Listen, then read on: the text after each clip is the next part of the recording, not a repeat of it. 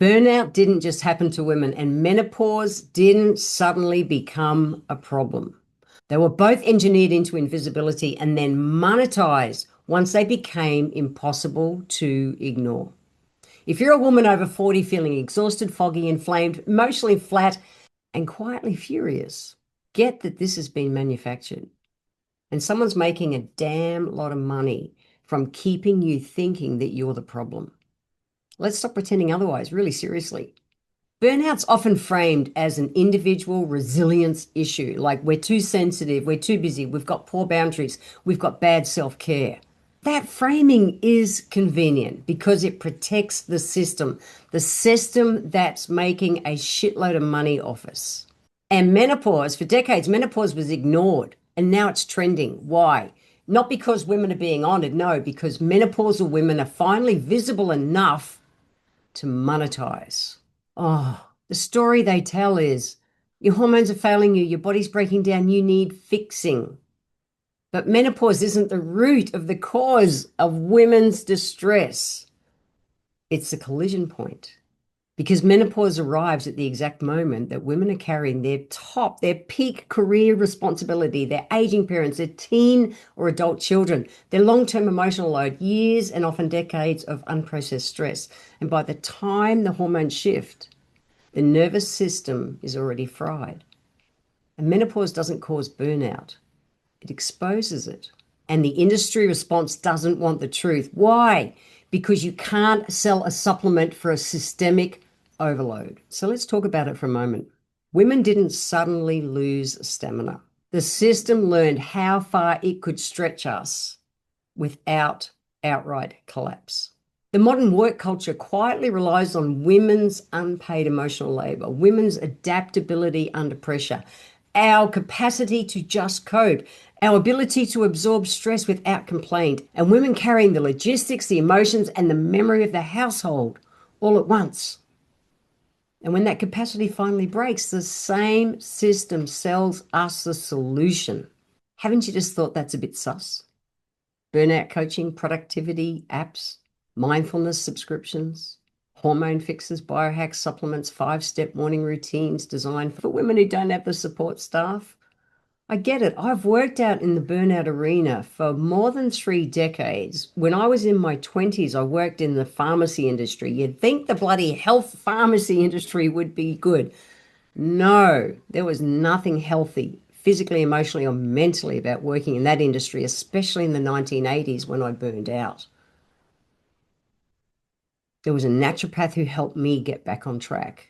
And that gave me a drive to want to help other women to realize that that model that was keeping us trapped in the corporate world and all the other parts of us carrying the responsibility for everything was not going to be part of the solution. The problem is in the past, we haven't questioned it enough. And so burnout becomes like a personal optimization project, not the warning signal it truly should be. And there's something really deeply wrong with that. And that's the time when menopause enters. And so menopause becomes a perfect scapegoat. Like, really, it is just trending at the moment in such a bad way. Yes, we need help. However, the money that's being made of women, midlife women, is scary. We reach this time, estrogen's dropping, we care more deeply, and yet we care less. And we're being played. The industry wants us to stay trapped. They want to keep us in this cycle. And no, this is not conspiracy theory bullshit. This is real life. So who's profiting? This is a reality. Workplaces that don't have to change is number one. If burnout is a hormone issue or a mindset issue, the organizations that are contributing to it don't have to address things like unrealistic workloads, chronic urgency, performative leadership, emotional labor extraction, and ageism dressed up as energy culture. Women quietly step back, they reduce their hours or leave entirely, and the system calls it choice. That's not choice. That's attrition by exhaustion. Number two is the wellness industry in general. Like I said, I worked in the pharmacy industry. I went from there to the dark side, to the natural therapy side. Wellness is supposed to be liberating. Wellness is meant to be like how I was trained, how the wisdom of the women naturally passed everything down from grandmother to mother to daughter to like, and it just keeps going, and it's not happening in the Western world. And instead, it's become another performance metric. And now we're expected to track your sleep perfectly. Make sure you wear that little watchy thing that's going to track everything and give you a chart where, where as a naturopath, that is seriously bad for you. One, it sits on our heart meridian. We are creating a heart stress through electromagnetic radiation, zapping your bloody arm all night while you sleep. There are so many studies now showing that those bloody watch things we're wearing on our wrist are creating crappy sleep. And it's like, yep, look, see, yep, my sleep's crap. I'm burned out. Yep, menopause. All we're doing is negatively reinforcing something to their benefit. We're expected to eat clean 100% of the time and be busy and just manage all the food prep. We're meant to exercise without over exercising. We're meant to meditate without falling behind. We're meant to journal for hours every day. We're meant to heal ourselves without slowing down. Burnout wrapped up in a jade roller is still burnout. So many of the menopause solutions are treating women like a malfunctioning machine that needs to be fixed, rather than humans responding to a normally prolonged pressure. As a naturopath, we see that a crappy menopause only comes when we arrive at this point when we run out of eggs, adrenally tired. That's it. That's it. And these lines on our top lip, the little vertical lines, I've got a lovely set too because my period left me, what? What am I finding? 16 years ago, long time ago. They're a sign in Chinese medicine that shows us that our ovaries have shriveled up. But arrive at that time adrenally tired from doing all the things I've been talking about, and you get a crappy menopause. Versus when I came to this time, 49, my period stopped. I could bleed, then I couldn't bleed. I could breed, and then I couldn't breed. And that's it. And that's why the fixes that they're trying to shove down their faces, don't work. And you blame yourself again. The wellness industry is not helping. The medical gap is huge. Women's pain's always been under-researched, like midlife women even more so. So what's filling the gap? Overprescribing, under-listening, and symptom suppression without context. We're offered a treatment, but rarely orientation. No one asks, so what's your nervous system been carrying for the last 30 years? Because that question doesn't fit in a 10-minute consult. And I get it. Doctors are being trained to run their practices the way they run their practices. However, it is not weighted to good medicine like it was in the past. And the nervous system truth that no one wants to say out loud is that a woman in burnout and menopause doesn't need more discipline. She needs less threat.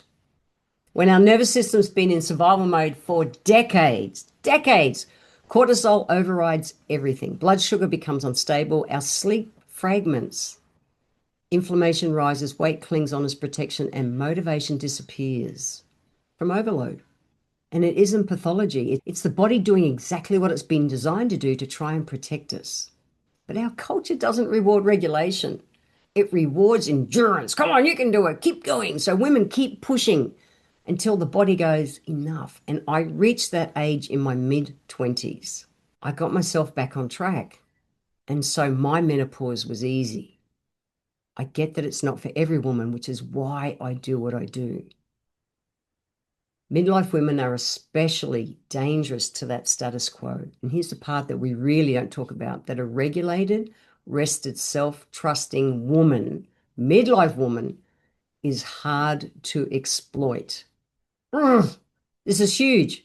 We stop people pleasing. We question urgency. We refuse nonsense metrics. We see through emotional manipulation. We speak plainly. We leave systems that drain us. So instead of supporting a woman's transition into our time of authority and wisdom, the culture medicalizes our clarity. Oh, she's hormonal. Oh, she's burned out. Oh, she's lost her edge. That's bullshit. She's lost her tolerance for bullshit, and that's a problem. We can't be controlled. We are a real problem for people who are profiting from our silence. So what does reclaiming our power and our health actually look like? Look, I'm a realistic naturopath, and it's not about rejecting medicine or support. It's about context. So real support for women in burnout and menopause looks like something like this. Nervous system stabilization before optimization. Our nervous system has been stretched. We've been burned the candle at both ends, looking after everyone else before we've looked after ourselves for too long. And that has to be stabilized first. Get the body out of alarm mode.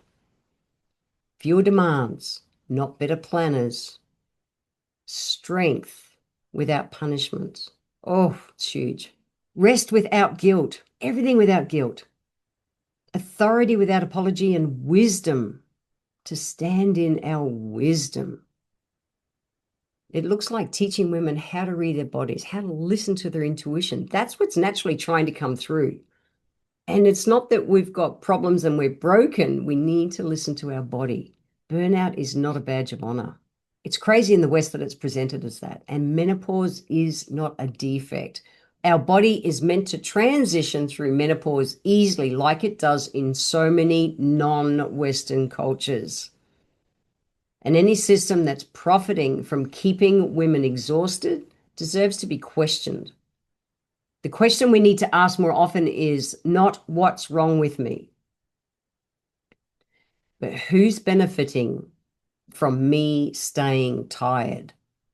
Because when women stop collapsing quietly, when we start using our voices, the systems have to listen. While we keep putting up with this, the system stays broken and is controlling us. And that questioning may be the most menopausal power of all.